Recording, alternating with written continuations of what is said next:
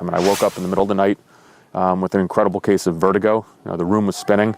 I wanted to throw up. Mark Polymeropoulos, a former U.S. intelligence officer at the CIA, was hit in 2017 by an invisible attack in a Moscow hotel. I'd been in places like, Iraq and Afghanistan I'd been shot at, but this was by far the most terrifying experience of my life. It's a mystery that's plagued the U.S. intelligence community and the State Department for years. An attack which brain experts now say was likely the result of a microwave weapon, hitting American personnel in Cuba, China, Russia, and other places around the globe. The U.S. government has not identified the perpetrator, but current and former U.S. officials believe Russia is to blame. The Russian government did not respond to CNN's request for comment. The attack impacted his balance, sight, and hearing. The pain has never wholly subsided. I couldn't, make it through the day, not even close. I've had a headache every day since that night in Moscow. It's never gone away day and night. He had to retire early, and for a dedicated CIA officer who spent his entire career fighting terrorists in the Middle East, it hasn't been easy to accept that an invisible strike took him out of the game. I rather would have been shot.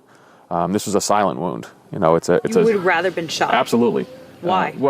It's something that I could have shown people. I had a really hard time initially at the agency because people didn't necessarily, the senior medical staff didn't necessarily believe me. Polymeropoulos had to fight to get expert health care. Just this month, he finished specialized treatment at Walter Reed Medical Center, more than 3 years after that traumatic night in Moscow. When they provided me the piece of paper with the diagnosis that said I had a traumatic brain injury, I had tears in my eyes. Some 40 U.S. government officials have experienced symptoms similar to his. In 2017, the U.S. Embassy in Cuba slashed its staff because the attacks were so pervasive. A newly declassified State Department report points to systemic disorganization when the department began handling this crisis during the Trump administration. New Hampshire Senator Jeanne Shaheen has been fighting to get the victims medical assistance and answers about who did this. If we don't hold those responsible accountable, then we can be sure it's going to continue to happen.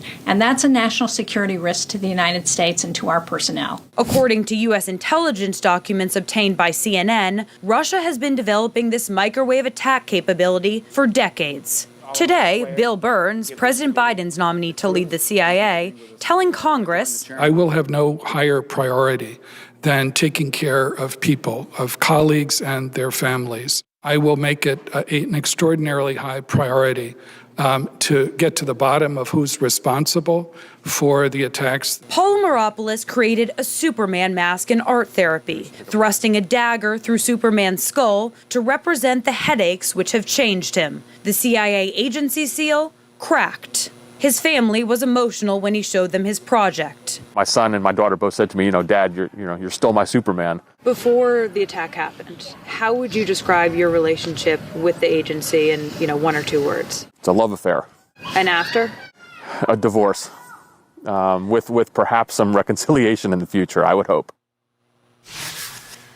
Now, Jake, I have just learned from a U.S. official that the CIA has set up its first ever task force in recent months to handle these suspected microwave attacks. And the official explains to me that they are going to use the breadth of resources at the CIA. And this process is going to ensure that there is a team and process in place to address any future incidents. We should also note that the CIA spokesperson, Timothy Barrett, said the agency's top priority has been and continues to be the well-being of their folks who are out in their field, of the intelligence officers. But this is something that we are going to stay on because this truly needs to be a whole of government approach if the process is going to work here and if those who are hit are going to get what they need.